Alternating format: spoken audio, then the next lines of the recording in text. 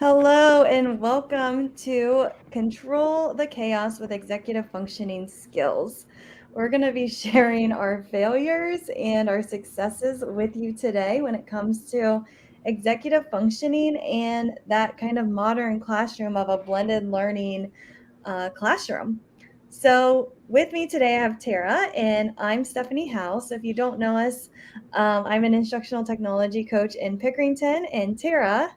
I am a behavior coach in Pickerington, and my experience, we coined this term yesterday. We said it for the first time publicly. We are bed tech, behavior ed tech is what we're doing today. It's controlling the chaos with some executive functioning skills.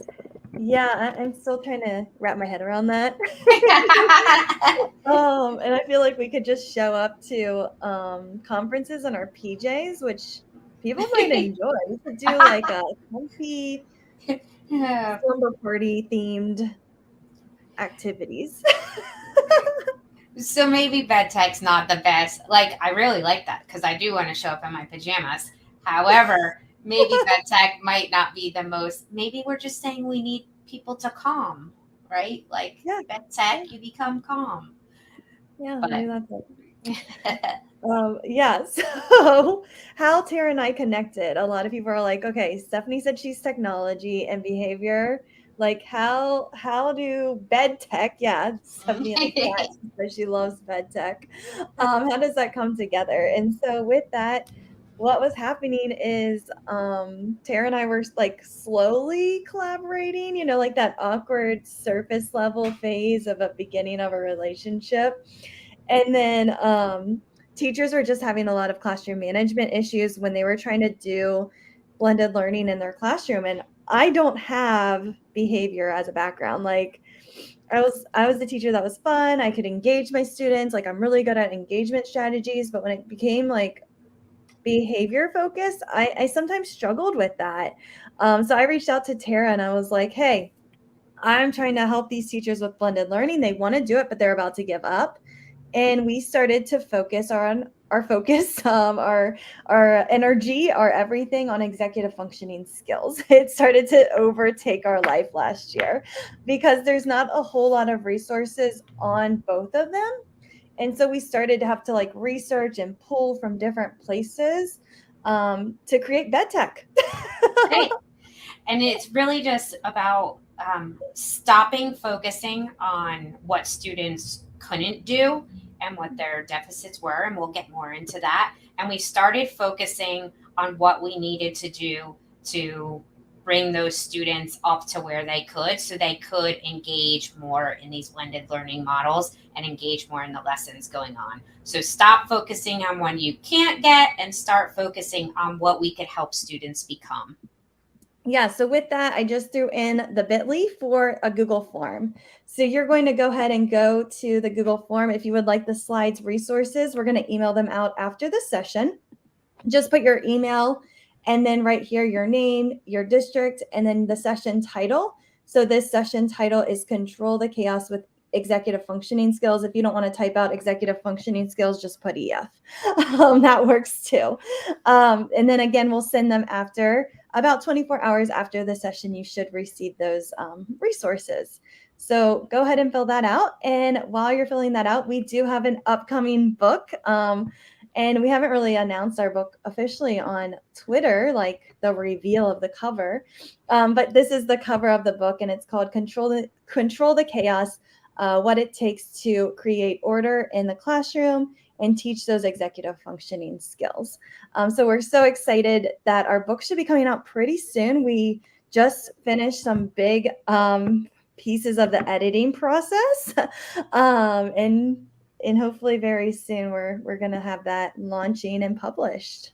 Yeah, we're super excited. The final editing stages, it's like that last step. Like you're Yeah. almost there. You really want to start creating excitement, but we're just like at the tip of the iceberg. So soon, very soon, it will be hitting Amazon and you can get paper copies and digital copies. And we're excited to share that with everyone to expand on all the things that we're talking about today. Yeah, and if you're watching the recording at a later time, it could already be out. So go purchase the book if you are. So for today, we're going to be talking about executive functioning skills. So we want you to think about that one student in your class and feel free to add it in the chat. We love seeing you guys already kind of having that conversation in the chat. But think about that one student. Are they lazy, stubborn, messy? Like what is that one student from this past school year or current school year that you're teaching right now that is driving you crazy? And how would you describe that student? I am thinking of a student that is a little bit messy. And maybe that student may or may not be one of my sons. Um, so when I think of messy, right, like that's the descriptor. Go into any break room across the world, country, wherever you are located right now. And when you're in that break room, you might hear people using these descriptions to talk about students or discuss students.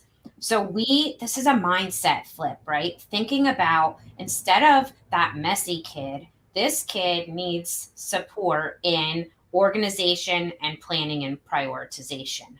Okay, so think about that descriptor and then think about what they need to do to get rid of that descriptor. So we can stop using that mindset of using these and start thinking it of a skill base. What are they missing? And just to give you the background, like I was hardcore organization when my students or my kiddos were younger, and my son had his drawers labeled of where he wanted his laundry to go.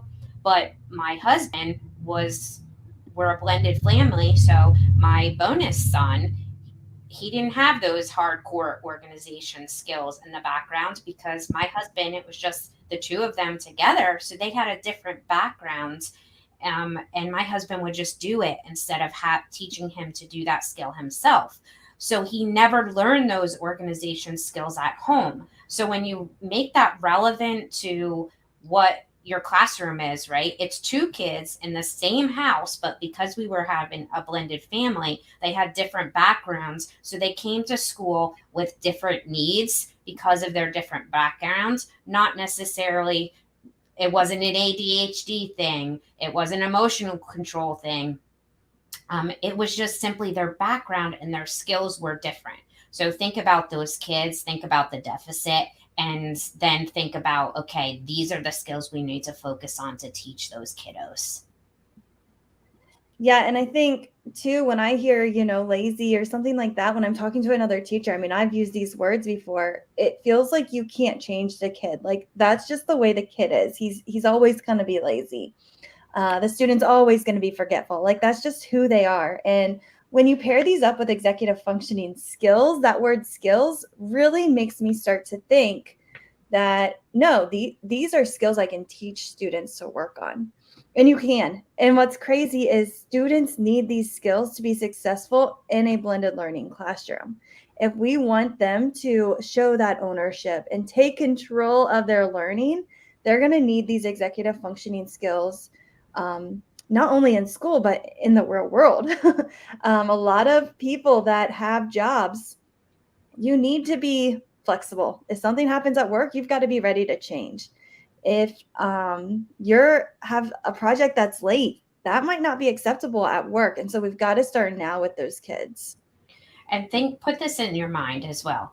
These are lifelong skills. If you are a lifeonaire, if you are a millionaire, I'm telling you, you probably at some point have talked about time management if you have been successful as a lifeonaire or a millionaire, because you have learned to manage your time well. So it's not just of teaching these skills to students to navigate the blended learning model, even though today we're focusing on teaching these kids, to get into that blended learning model, but it's a lifelong skill that we will continue to use. If I pick up my phone any time of the day, I can look at my Google Calendar and I can see what I had So it's not, here's my day, right? Like this is what I have going on today. And I'm constantly referring back to that. So it's not something that you teach the student and it's just a one-time thing.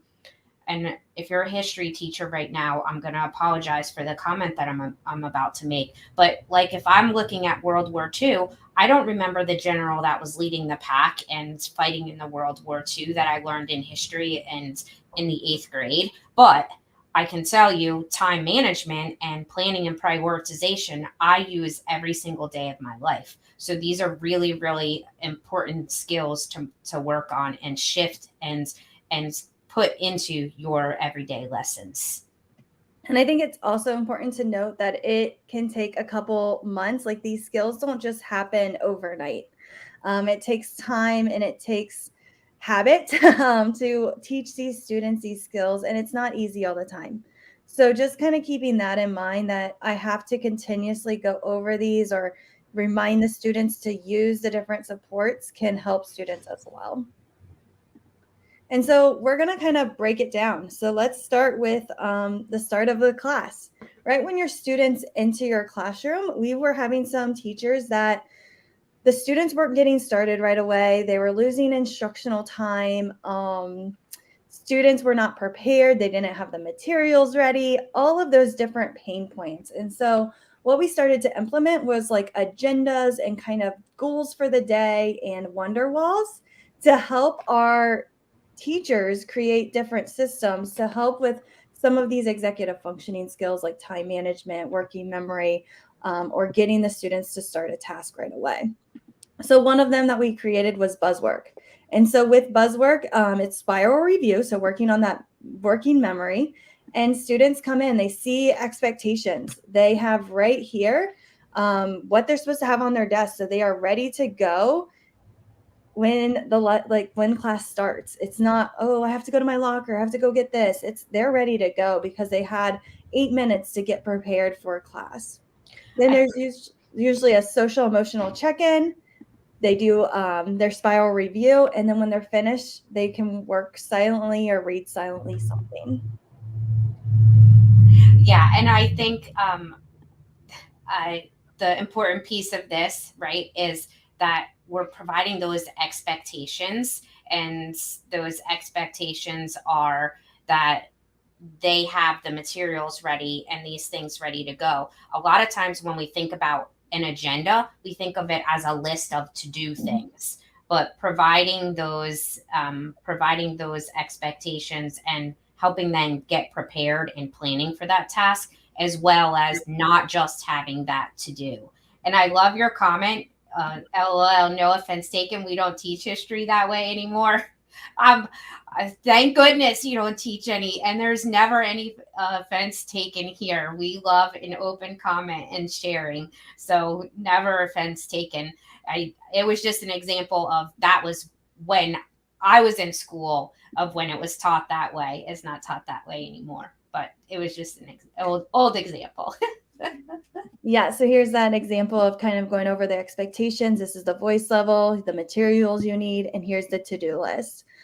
So just kind of reminding students, hey, this is what you need for the week. Or maybe you use a today's goal if you're using like a roadmap where students have, okay, your goal today is to get to step 10. You're focusing on restating during our mini lesson. Here's some activities if you finish early that you can work on. And then, hey, there's some clarification because there were some questions. You're able to kind of quickly just get students started and focused on what they're supposed to do right away. Another favorite one is the Wonder Wall. So with the Wonder Wall, it focuses on John Hattie, and it focuses on 3 questions. What are we learning? Why are we learning it? And when will I know that I've learned it? So those come right from John Hattie. And then we break it apart. How are they going to get to that learning goal? So what are they going to do on Monday? What are they going to do on Tuesday, Wednesday, Thursday, Friday? And once they kind of see that whole process from the beginning of the week to the end, that product of when we know they've learned it should happen on Friday with that end product that they turn in. So again, just some ways to start the class, get the students focused on the learning objectives for the day. And thinking about that time management piece as well, adding those timers in. We did some PBL, and when we did the PBL, setting those timers. So I know sometimes that can be stressful for some students, but getting them used to that, seeing that timer. I mean, we live in a world of timelines and deadlines, expectations, right? We need to be at work by this time. We need to be finished by the end of this period. We need to have our professional learning done by Monday. We live in a world of timelines. So practicing putting that timer into place, not necessarily always because they need it, but because they're learning this concept of time. I have 11 minutes. Maybe I will go back and I will get it done in 8 minutes. And then my last 3 minutes, I will then go and review my work so that I make sure what I'm turning in is correct, where I'm not missing any components. But we have tests that are timed. I mean, the time, it's our most valuable asset. So teaching students and with the time frame is also very important. Yeah, and I think for me as a teacher, having a timer gives me more wait time. It's not awkward. I'm like, okay, we're going to think about it for a minute. I set the timer when the timer's up, and then we can talk about it. So giving that wait time can also help students with some of those executive functioning skills so they're ready to answer after that time. But for me as a teacher, I need a timer. I need to say, okay, we have 5 minutes left of this station or this activity. All right, 1 minute, start cleaning up so we can go to the next activity. So timers can be your best friend, even though they can also stress you out. And help you with that transition onto the next activity, make those transitions a little bit smoother. If you say, hey, you have 3 minutes, hey, you have a minute left. So that way, they're prepping for that transition to make that transition smoothly. When you're talking about a blended learning system and you're going, and maybe you have station rotation and you're going from one activity to the next, but having the timer and then coupling it with that strategy of providing those countdowns so they're prepared for a smooth transition so they can get next to the next blended learning station and continue that flow of work that they're doing. Yeah, which brings us to system number 3, that tracking. So when it comes to tracking, this can help students kind of set goals for what they need to accomplish for the day. You can do class trackers. You can also do individual trackers. So a class tracker might look something like this, where it's in a spreadsheet and every single student's name is on the list, or you do a nickname or numbers or something. And what students are able to do is they can communicate with you and tell you where they're at on the list. So if they finish something, if they're working on something, they can also communicate if they're stuck or need help, which just can kind of help with your classroom management, but also it's starting to create that advocacy skills that they need when they need help. They're able to communicate and say, hey, I need help on this activity. And you can kind of quickly see where students are at. And maybe you can call up a small group and you can say, okay, 1A, these 2 students are still working. I'm going to call up student 3 and 7. And they're going to work with me on a small group activity. I'm going to see if I need to chunk that activity down even more or what I can do to help those students kind of get started so they can get back on task to 1C. And I think this is important as well, as you're creating a culture in your classroom of not being scared to ask for help, not being scared of showing where you are. So maybe it also might create a leadership piece within your classroom. If you see one student that is done, maybe you're able to have those students have that peer support. You can do this definitely with as a public, or you can do it a private and have individual trackers that you share within your Google Classroom or whatever learning management system that you have. Yeah, and so if you're thinking, okay, maybe I don't want to do a class tracker, or I don't want to share the names out publicly, right here is another way. Jen Page had this great idea of using Pear Deck. And so all I did was add Pear Deck. If you have Nearpod, same thing. You could just add it, and it's a draggable. And then the students can quickly drag where they're at the end of the lesson.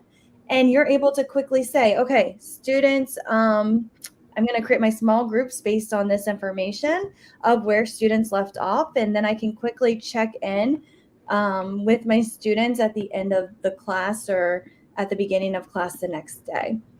So again, using Pear Deck, or again, you can have students kind of move their little name across the tracker. It can be a quick way for you to say, okay, where are my students at, and how are they doing compared to the rest of their peers, and who do I need to meet with small group to add assistance to? And then here's just another example where you might just use these check boxes, and students can check off as they're working on activities. So they are self-paced tracking themselves. And this can be assigned in maybe your Google Classroom or your learning management system. And students, again, are able to take these check marks, say, yep, I did that activity, and then they can move on to the next activity. For this, you would have to probably go in individually and check in with every student to see where they are. So sometimes having those class trackers just makes it easier on the teacher's end to see, okay, where's the students at? How can I conference them? Some teachers use both, where they have students also tracking, but then they also at the end of class will update the class tracker. So many trackers, but I you know. know, it's those trackers are so wonderful to be able to provide intervention as a teacher. Because sometimes if you have students that are working in all different places, they're in station rotation, you have a teacher group going on, you have a computer group, whatever your stations look like in your room, you sometimes you're in a place where you're supporting one group, and can't always identify what is happening in those other groups. So if you have a tracker and you have your computer next to you and you're able to check in on those students as you're teaching, it continues your ability to be able to provide intervention around the room and be able to keep a flow within the station rotation because you know where all your kids are at all times. Which brings us to Classroom Q. This is another great way to see where your students are at. So one of our friends, Kyle Nemus, created this amazing website for teachers. You just sign in with Google, and once you sign in, you can give your students the class code. So I'm going to throw this in the chat. If anybody wants to try it out as a student, feel free. But you'll just go to this link that I just put in the chat. And once you're in, here, I'll go in as AJ. Once you're in the chat, you just write your name. And then you just hit this button, need assistance. And what happens is the teacher gets notified that there's different students that need assistance, and they start to create a queue. And then the student can get help right away or in the order of the way that they signed up. And this is definitely one of my favorites because there might be things that people quickly can do. Like you can quickly say, hey, Greta, Greta has a question. Let's call her up. And now controlling the chaos within your classroom, right? You don't have kids getting up out of their seats to come and talk to you. They're able to stay. They know. They're also in this practicing that response inhibition because they're forced to wait, right? Wait their turn. So we know that response inhibition is one of those executive functioning skills. So they can see where they are. And if it's something easy, you can cross them off the list. Or if it's something that they need to call up, they can wait their turn to come. And it reduces that chaotic piece of students getting up in and out of their seats, walking around the classroom to need support. And I can show comments like right here, it says attendance. And then I'm able to kind of talk with that student. Sometimes I'll say, if you need to use the restroom, just write restroom. Like you don't need to wait in the queue. I can just say, all right, you can go when I get a chance. So that way I know where you're at. So again, you're able to kind of use that as well to help. Which brings us to system number 4, that reflection piece. So now when we're getting into reflection, we're really building that metacognition, that emotional control, and that response inhibition. So in blended learning, you're going to have kids that need to be refocused, or they might misbehave, or they get distracted. They need a break, but they don't know how to communicate it. So because of that, we like to use this refocus form. And what this refocus form does is anytime a student is misbehaving or distracted, they have to fill out this form. You can do it on paper, you can do it on a Google slide, you can create a Google form. And what they do is they say, why were you asked to refocus? Why were you asked to fill out this form? I was talking, I was disrupting other students, I was doing whatever. Instead, what could you have done? I could have asked for a break. Well, what are we going to do next time then? We're going to ask for that break. So here is one that has some like sentence starters where the students can just circle if you have younger students or students that might need that. But just kind of getting them to think about what can they do to help them refocus for the next time. And this is really important. We're giving them that time to reflect on their own behavior, but then also we'll take a minute, and it doesn't have to be a long reflection. It could be a minute or two just to briefly revisit that with them so that yes, reflection is reactive, right? But reflection then becomes proactive, because then we talk about what are we going to do in the future? And then we talk through that, and then we're able to then use some of those words. And maybe on Tuesday we had a student that needed the refocus form, and then on Thursday again, maybe we're able to then use those words. Remember what you said in our conversation, and then you don't really have to go back and rehash it, but it sparks that. It's that strategy of using the language to spark that in their memory of what they need to do in the future to help them refocus. Yeah, and if you have a Google form or you have it on like a printed copy, you're able to see how many times did the students need to refocus. And then you can have a conversation with that student. Like, I think we need to set some type of plan in place to support you with this type of learning. And do you need to maybe sit next to me? Do you need me to remind you like, hey, in 10 minutes, you get a break? What do you need me to do to support you, to help you focus during the class time? Yeah, so that correction becomes a learning experience, which then becomes that teaching component, and helps to set that student up for that continued success. And also it helps you identify patterns. When we get into some of the other pieces, if you see every day during math, they need to do a refocus form, we might start to wonder, okay, why? Is it the time of day? Is it maybe they're hungry? Is it they've been working too long for 60-minute period before, and by the time they get to me in math class, they're burnt out? Is it that truly they don't understand the concept? But if you start to see some of these reflections happening and you have that documentation, you're able to identify some of those patterns versus just providing them a correction and then you're correcting them every day or every time it happens, versus correcting them, teaching them, and progressing them. Yeah, which now brings us to setting goals. So setting those goals can help students stay focused and help them with planning for what they're going to do. And goal directed is actually another executive functioning skill. We feel some accomplishment when we reach a goal. So there's a couple different ways that you could do this in your classroom.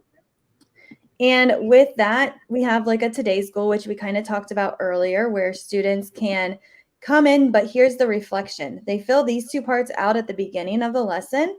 What are they working on? And then what do they plan to accomplish today? At the end of class, they come back and they fill out this bottom piece, which asks them like, was their goal met? What did they accomplish today? If they didn't accomplish, what's their plan? What do they plan to do if they didn't meet their goal? Are they behind, on track, or ahead of pace? And then do they understand the material? Like a quick just reflection on the material, maybe a question that they have from today, their next goal, one thing that might have went well, and then maybe did they take a brain break? Yes or no? And how long did it take them? And when did they take the brain break? So when I do this with students, I usually do this on a piece of paper, and then I like to collect them so that way I can conference with like 5 students. I just try to do like 3 to 5 students a day. Usually when my students are working on their like digital content, like iReady time, and I'm able to just kind of conference with them and just say, okay, I see that you're on track. You're doing a great job. I can give them that positive feedback. If it's students behind pace, hey, how can I support you? What do you need to do? Do you want to skip that video for tomorrow and kind of meet with me one-on-one and get a quick recap and just kind of get caught up, or have like a question and answer time?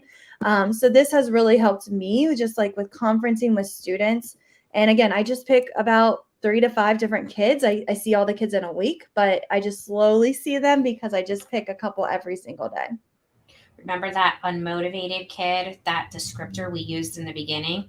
Mhm. This is for those kids, right? Important to begin teaching them to set goals and working to accomplish them.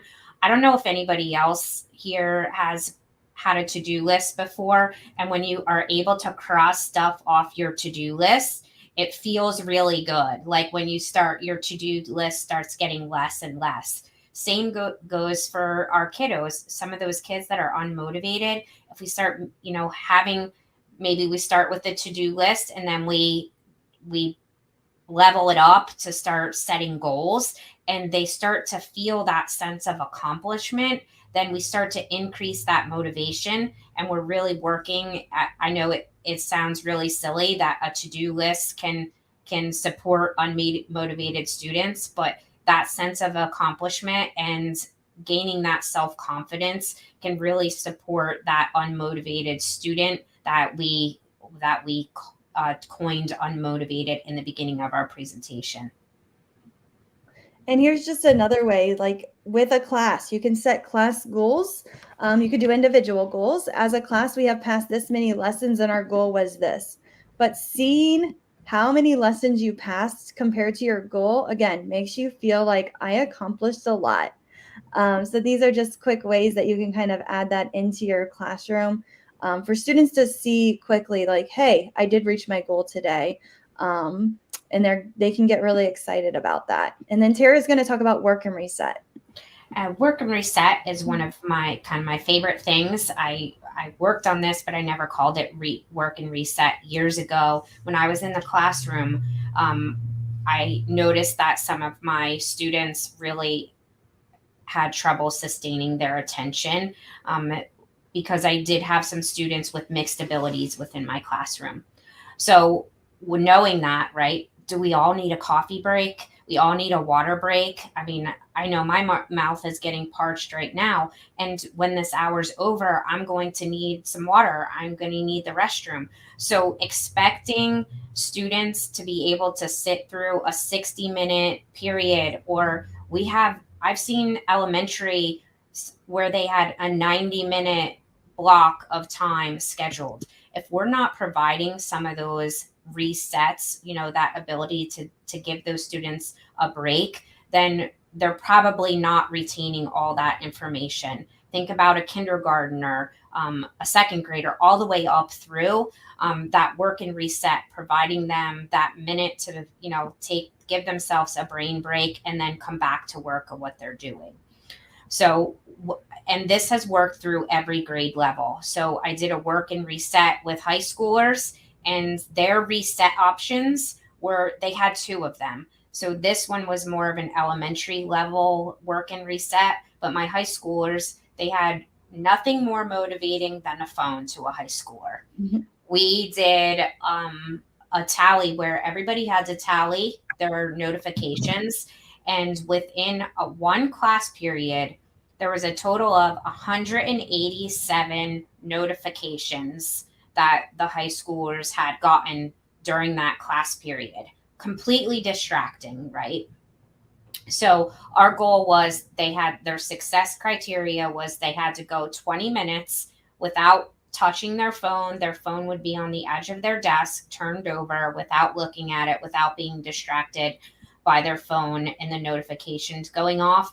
And then once they did that, they had a 5-minute reset time where they could have either access to their computers, or they could have access to check their phones and check their notifications or whatever it is for that 5-minute reset. And what we found is the roadblock was teachers were like, well, I can't have them work for 20 minutes and then every 20 minutes they give them a 5-minute break. Like I'm going to lose so much instructional time in the week. But then when we did the test without the break, and we observed the classroom and took notes and looked at the kids that were picking up their phone. They didn't have that goal and that work and reset. We didn't provide them that time within the classroom to have that brain break. We actually came across that we gained 12 minutes of instructional time because we had blocks of 20 minutes uninterrupted time where students, now I will say there was two when we first started that really didn't put their phones away, but the bulk of the class, 26 other students in the classroom, were I had their attention for 20 minutes because then they got 5 minutes to be able to take that brain break and engage and then come back to work. So we actually gained instructional time in the end by being able to provide that break, and because it increased productivity and sustained attention during the time that we were focusing. Yeah, and for those students that didn't get the break, they have a reflection time. So when I did this, I had 2 students that did not meet the behavior expectations. And so they came in conference with me. They had to talk about what was a challenge during that time, what went really well, and then what would you change and how can I help you? And then finally, what can you try next time to meet that goal? So we just had a discussion during that 5-minute break. And then after the break, they went back and we did it again. And every time those 2 students didn't need to come back and re-meet with me. I was lonely the second time. Which brings us to Sunday nights, which can, again, sometimes be difficult because we're having the families be involved. But when we started working on these skills with students in the classroom, we just added to the newsletter, hey, here's some ways that you can help with executive functioning skills at home. So some of the parents, again, took on to this. Other parents did not. But just those Sunday nights, can they get the backpack organized? Can they take out any papers that need to be kept at home? Do they need to set up and look at the week calendar and say, okay, I have practice this night, I have this night, and just have that conversation with their children about like, okay, this is what it's going to look like this week. So if you have homework on Tuesday night, just remember you also have soccer. So how are we going to manage? Can we study for that test the night before? Do we need to study in the car? What do we need to do? So that way we start working on those time management skills. So again, that just kind of helps when you get the families involved and just let them know these are some skills I'm working on and this is how you can help at home. Yeah, I think that's huge too. Like, I know that I did this with my kids. Like, we had every night of the week, we had like a kids cook night where they had to plan and prioritize, like, okay, I'm going to one of my kids had the main dish, one had a side dish, and one had a dessert. And they had to plan with each other. So they practiced collaborating together on how they could make sure that it was all timed to be done at the same time. So our main dish was then had to be timed with our side dish and had to be ready with our dessert so that we could all sit down and eat together for our family meal.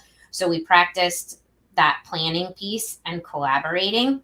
So this is something that is simple, like if, getting families involved that they don't have to do anything special for. It could be integrated into their daily life, just as we would integrate it into some of our lessons. So when you think, again, we talk about some of those goal directed things. Another thing that we talked about is we've done with goal directing is we have students email their goal on a Monday, and then they email, and it's the email is to their parents, to you as the teacher in the classroom, so you know what their weekly goal is. And then on a Friday they revisit that goal and they share with their parents what the goal, what did they reach the goal, did they not reach the goal, if they didn't reach the goal, why, if they did, how did they accomplish that, if they went above and beyond.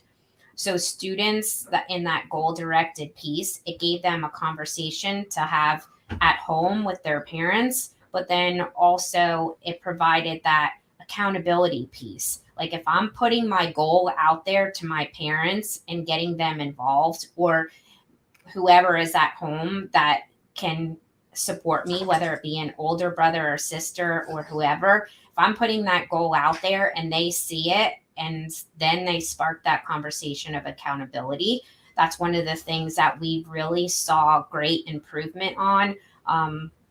We had a teacher that actually implemented this at the beginning of the year. And if anyone's familiar with iReady, it's a program that we use in our school district. I'm sure there's many programs out there that your schools may use, but in the beginning of the week, they set an iReady goal. They emailed it to their parents, and at the end of the week, they revisited. So this was another one of those things that came in handy on Sunday night. And we saw a big increase in our lessons completed and accomplished when we looked. And every single student on the team, how many students were there, Steph? Isn't there like 70? 70 something kids on the team. Every single one of the kids met their lessons completed when this system was implemented. That is huge when you have 100% of your students meet the target of how many lessons that they needed to complete. And not only did they complete the lessons, their scores went up. It was like over 5% of how their scores went up above what their projected growth would be. So this was huge, creating that accountability and then having those students have those Sunday night conversations or Friday night conversations, however they did it, and bringing those goal-directed persistence planning and organization in, and bringing those parents and support systems at home in on this. Yeah, and I mean, some of the kids grew like it was crazy how much some of these kids grew, because when we were first working on this, I was like, I'm not sure how this, like, we're not teaching the content, like we're really focusing on how to learn and the skills needed to be successful. And so it was kind of nerve-wracking for the teacher I was working with on some of these activities. And I just remember having that conversation, like, it could fail, like it could go terrible, but we won't know until we try. But the kids like really did a great job, and now they're going to be more successful when they go to junior high because they have the skills needed to learn. They're going to be more successful than having some of that content knowledge, but they were able to gain that content because they took ownership in that. And it's funny too, one of the great stories I love is that after we were going through and we were having some of these lessons with the kiddos and incorporating the time management, and we were bringing this language into the classroom, talking about some of these executive functioning skills, because it's also the language, right? When you talk about time management, one of the students once didn't complete their assignment, and they sent an email to the teacher that said that they apologized and that they didn't manage their time well. This is a sixth grader. They didn't manage their time well, is what they put in the email to the teacher, and that they would do better next time. And they knew what they had to do to get the assignment done now. And they went back and completed the assignment and turned it in. But just to have a sixth grader tell you that they didn't manage their time well and acknowledge that, I would say, even though it's a fail that they didn't get their assignment done, it's really a fail forward because they realized what mistake they had made and gone back because we talked about time management and fixed it. Yeah, which brings us to the transition boot camp. So this was an interactive activity for students.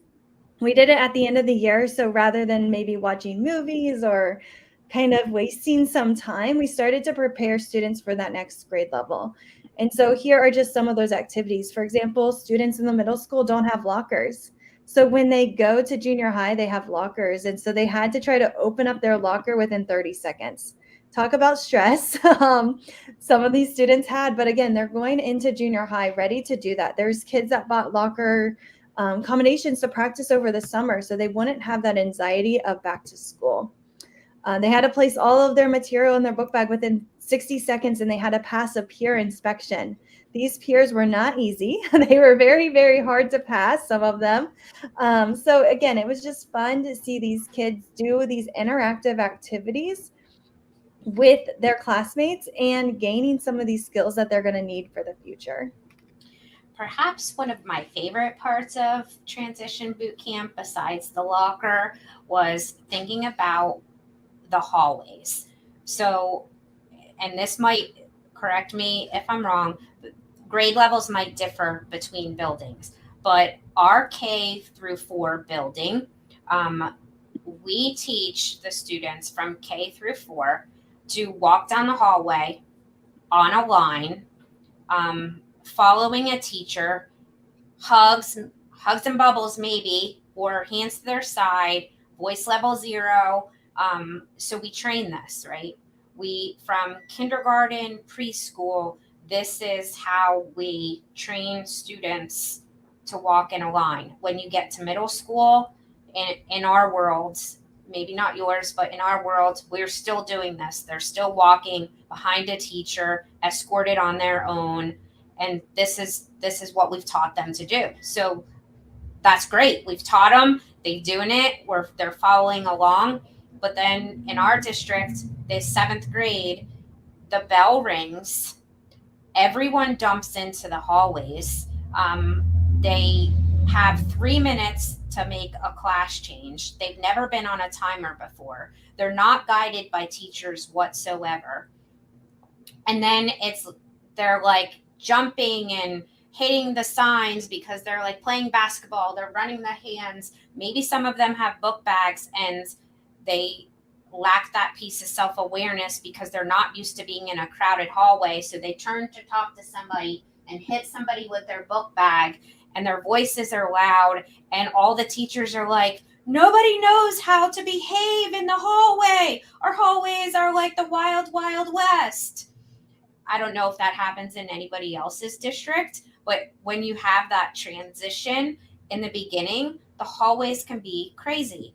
So this transition boot camp is really teaching some of those skills prior to the first day of school, right? So it's not the first day of school, because the first day of school, the bell rings and everybody dumps into the hallways. But starting using that valuable time at the end of the year, because they work on academics all year long to prepare them for the next level content. But they don't work on some of those executive functioning skills and those skills that they might need at the next level. So those are some of the things that we did with the transition boot camp. I know Steph was big on too.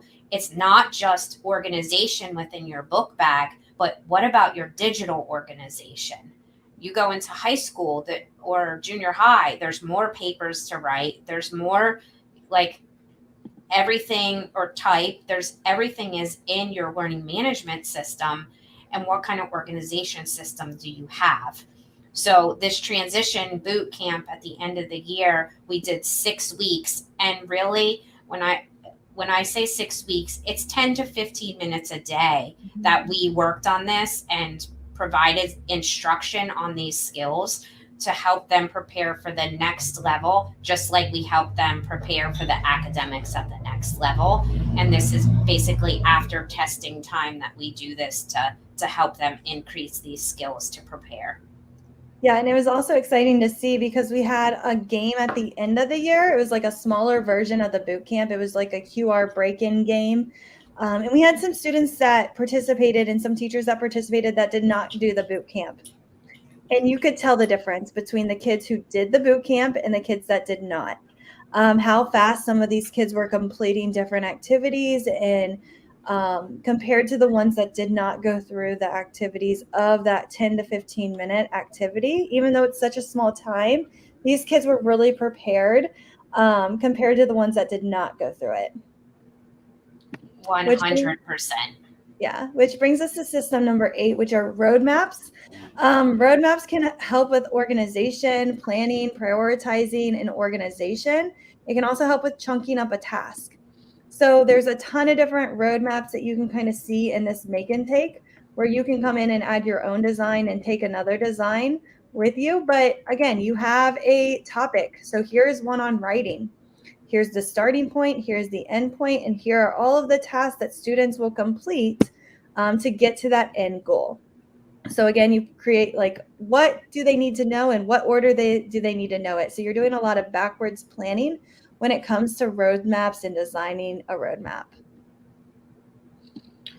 And it's important here too, when we think about this, is making sure that when you have that roadmap too, you're using the tracker system. You have a symbol, you have an X, and when you're planning this roadmap, you have frequent teacher check-ins so that you make sure that you help them and you go back to revisiting what your goals are. So if your goals are to complete 4 sections of the roadmap in a day, then you can use that language within your class to help support kiddos with accomplishing their goals. So a roadmap can help in many different ways. Organization of content for yourself and for the students.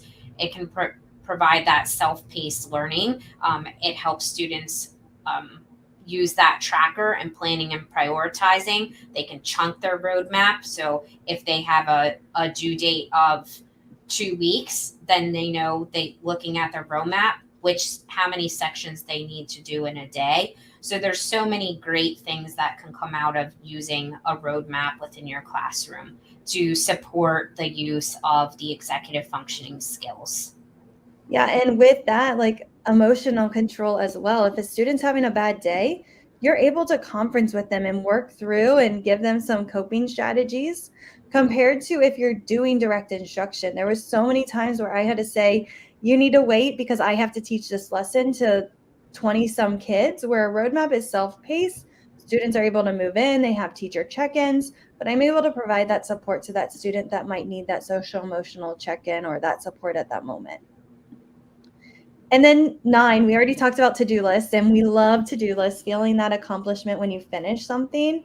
But it's just, again, it's really helpful to have in a class if you're going to use like a must-do, can-do type of setting, or if you want to use like a visual to-do list like this, where students are able to have something and they just kind of flip it over while they complete that task. That could be another idea that you could use in your classroom.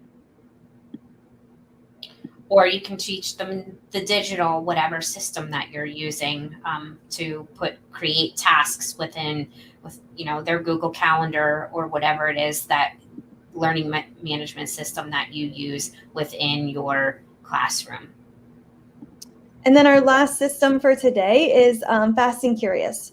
So Fast and Curious is an EDGY protocol. It's great for goal setting. It's great for metacognition, working memory. A bunch of different executive functioning skills are being taught here. You can do this with transitions, where students try to beat the time, or they try to time themselves and cut down their transition time. Another way you could use this is with content. So we use it with vocabulary.